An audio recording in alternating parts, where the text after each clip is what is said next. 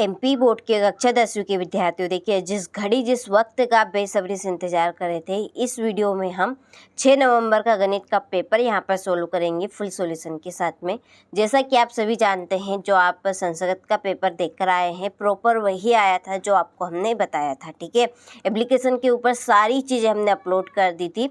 यदि आप अभी तक एप्लीकेशन के ऊपर नहीं जुड़े हैं तो आप जुड़ जाइए, क्योंकि प्रॉपर चीज़ आपको वहीं पर मिलेंगी। ठीक है, तो उसी तरह से आपकी मैथ के पेपर में भी हम प्रॉपर मदद करेंगे। तो देखिए, अभी तक आप एप्लीकेशन से नहीं जुड़े हैं तो डिस्क्रिप्शन में नंबर दिए हैं, आप उन नंबर पर कॉल कर सकते हैं। ठीक है, तो देखिए पहला प्रश्न है 12, 15 और 21 का एलसीएम है। तो 12, 15 और 21 का एलसीएम होगा 420। ठीक है, इसका आंसर आ रहेगा।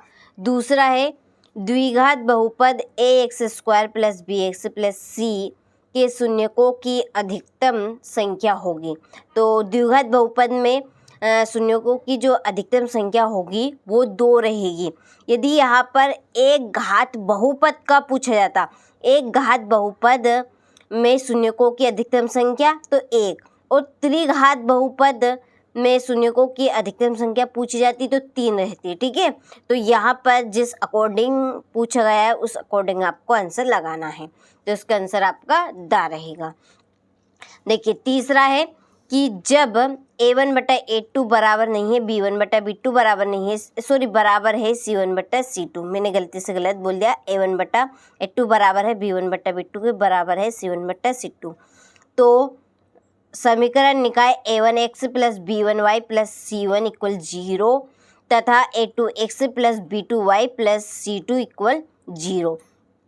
तो यहाँ पर ये कंडीशन दी है, इस कंडीशन के अनुसार हमें हल बताना है। तो इसका जो हल रहेगा वो अनंतः अनेक हल रहेगा। यदि a1/a2 बराबर नहीं है b1/b नहीं, कैसा रहेगा आपका, ये इस तरह से a1/a2 बराबर नहीं है b1/b2 के, चाहे बराबर आपका c1/c2 रहे, तो ये जो हल रहेगा ये रहेगा आपका एक आदित्य हल। ठीक है, और ये दोनों बराबर है और ये दोनों बराबर नहीं है तो वो रहेगा आपका कोई हल नहीं। ठीक है, इन तीनों में से आपका एक प्रश्न 100% फंस जाएगा। ठीक है, तो आप तीनों हल याद रखें, अकॉर्डिंग आपको लगाना है किस हल के अनुसार। चलिए इसके बाद में है द्विघात समीकरण a1x plus bx plus c equal 0, a equal नहीं है 0 के 2 भिन्न वास्तविक मूल होंगे यदि, इसका आंसर होगा आपका b² माइनस 4ac बड़ा है 0 से। ठीक है, पाँचवा है समांतर श्रेणी 6, 9, 12, 15, इसमें का प्रथम पद तथा सार्वंतर। प्रथम पद यानी पहला वाला, सार्वंतर a2 में से a1 घटा लेंगे, a2 में से a1 घटा लेंगे। a2 क्या है 9 और a1 क्या है 6, तो 9 में से 6 घटाएंगे तो कितने बचेगा 3। तो देखिए पूछा क्या है उसके अकॉर्डिंग हमें आंसर लगाना है। प्रथम पद पहले पूछा है तो प्रथम पद क्या है इसमें 6, और सार्वंतर क्या होगा इसका 3, जो हमने अभी देखा। तो इसका आंसर होगा आपका 6 और 3। देखिए 6 और 3 यहाँ पे भी है, लेकिन हम प्रश्न के अकॉर्डिंग हमें आंसर लगाना है। ठीक है, तो आंसर ये रहेगा आपका प्रश्न के अकॉर्डिंग। ठीक है, चलिए छठा प्रश्न है किसी त्रिभुज ABC में DE समांतर AB इक्वल तथा CD equal 3 centimetre, EC equal 4 centimetre, BE equal 6 centimetre, तब DA होगा। तो DA होगा यहाँ पर आपका 4.5 सेंटीमीटर। ठीक है, चलिए इसके बाद में है choose the correct option. English medium वालों के लिए पहले का आपका A, दूसरे का आपका B, तीसरे का रहेगा आपका D। ठीक है, चलिए यहाँ से आप स्क्रीनशॉट ले लीजिए। चलिए बाकी का आप यहाँ से ले, मैंने यहाँ पे टिक कर दिए। स्थानों की पूर्ति कीजिए, तो डिस्क्रिप्शन में नंबर दिए है एप्लीकेशन के लिए, आप कॉल कर लीजिए, पूरी जानकारी आपको मिल जाएगी। चलिए तो पहला प्रश्न है कि एक प्राकृत संख्या का अभाज्य गुणनखंडन उसके गुणनखंडों के क्रम को छोड़ते हुए खालिस्तान होता है अद्वितीय। कैसा? अद्वितीय। दूसरा है द्विघात समीकरण का व्युत्तर ऋणात्मक हो तो मूल खालिस्तान होंगे। कैसे होंगे? वास्तविक नहीं, वास्तविक नहीं, या आप काल्पनिक भी लिख सकते हैं। ठीक है। तीसरा है समांतर श्रेणी 3/2 1/2 माइनस 1/2 माइनस 3/2 में सार्वंतर डी खालिस्तान होगा। तो देखिए सार्वंतर निकालने का सूत्र ये बनेगा आपका A2 माइनस A1। ठीक है। कौन सी भी आपको यहाँ पर समांतर श्रेणी दी जाए, ये फार्मूला निकाल के आप सार्वंतर ज्ञात कर सकते हैं। तो इसका सार्वंतर होगा आपका -1। ठीक है। सभी वृत्त खालिस्तान होते हैं, तो सभी वृत्त होते हैं समरूप। कैसे होते? समरूप। पांचवा, यदि एक बिंदु का y निर्देशांक 0 है तब वहाँ अक्ष पर स्थित होगा, तो वो होगा आपका x अक्ष पे। कहाँ पर? x अक्ष पे। ठीक है। 1 + कोट स्क्वायर थीटा का मान खालिस्तान है, तो 1 + कोट स्क्वायर का मान होगा कोसेक स्क्वायर थीटा। चलिए, हो गया। यहाँ से आप स्क्रीनशॉट ले लीजिए। इसी के नीचे fill in the blanks English medium वालों के लिए फिल कर दिए हैं, तो आपको +D A + 2D। ठीक है। ये आपकी पहली जोड़ी हो गई। किसी बिंदु की y अक्ष से दूरी, तो किसी बिंदु की y अक्ष से दूरी होगी आपकी भुज। ठीक है। और किसी बिंदु की x अक्ष से दूरी कोटि कहलाती है।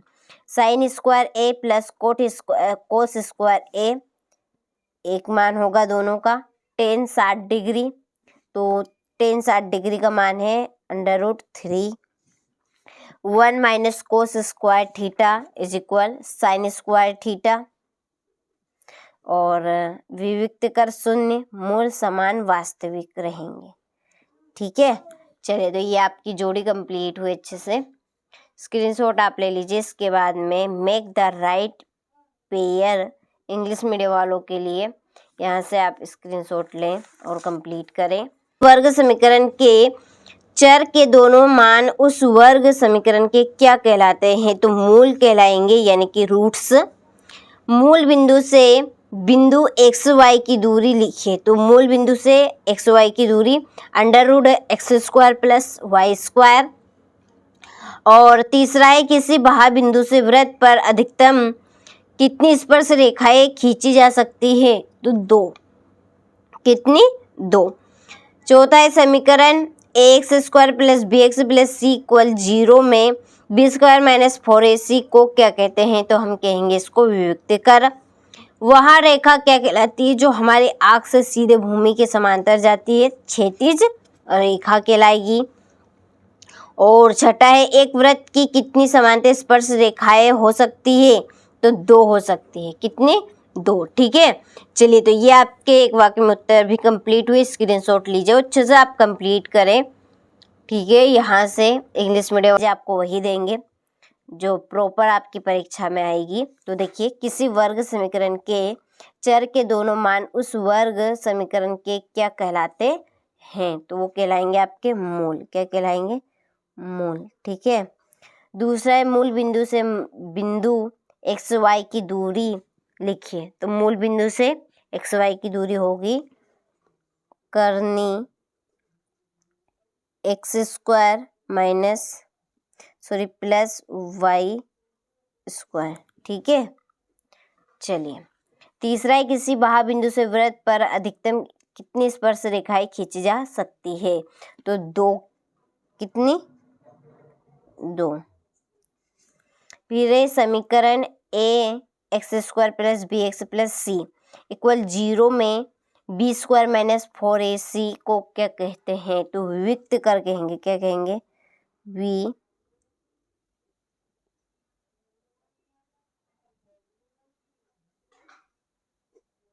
ठीक है। पांचवा, वह रेखा क्या कहलाती है जो हमारी आंख से सीधे भूमि के समांतर जाती है? क्षैतिज रेखा।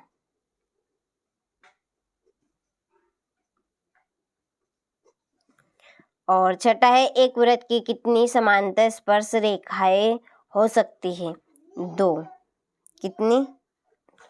ठीक है, चलिए तो ये आपके एक वाक्य में उत्तर भी हुए। इसके बाद में ये आपके इंग्लिश मीडियम वालों के लिए यहाँ से आप ले लीजिए, फिल कर दिए हैं, अच्छे से कंप्लीट करें वाले आप ले लीजिए स्क्रीनशॉट, और स्क्रीनशॉट के माध्यम से अच्छे से कंप्लीट करें। चलिए इसके बाद में है सत्य असत्य लिखिए। ठीक है, पहला है कि दो आकृतियों के आकार असमान होने पर वह समरूप आकृतियां कहलाती है, तो ये असत्य है। दूसरा, देखी गई वस्तु का उन्नयन कोण दृष्टि रेखा और क्षैतिज रेखा से बना कोण होता है, जबकि वस्तु देखने के लिए अपने सिर को नीचे की ओर झुकना पड़ता है, तो यह सत्य है। तीसरा, दृष्टि रेखा प्रेक्षक की आंख को उस वस्तु के बिंदु को मिलाने वाली रेखा होती है, तो सत्य है।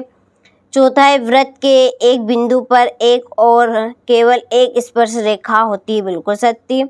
समकोण त्रिभुज में कर्ण सबसे बड़ी भुजा होती है, बिल्कुल सत्य है। स्पर्श रेखा ही छेदक रेखा है, तो ये असत्य है। ठीक है, चलिए यहाँ से आप स्क्रीनशॉट ले लीजिए। इसके बाद में ये आपके इंग्लिश मीडियम वालों के लिए ट्रू और फॉल्स।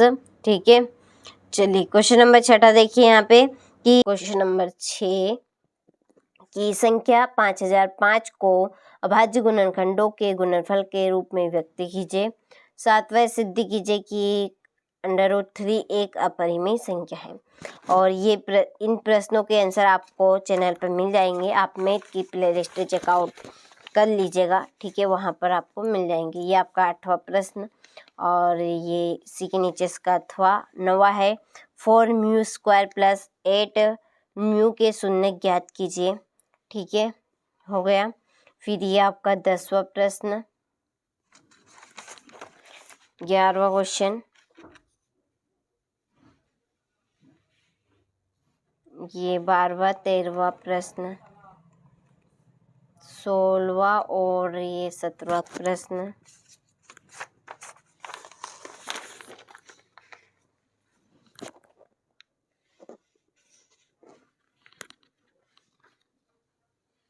ठीक है, ये 19वां,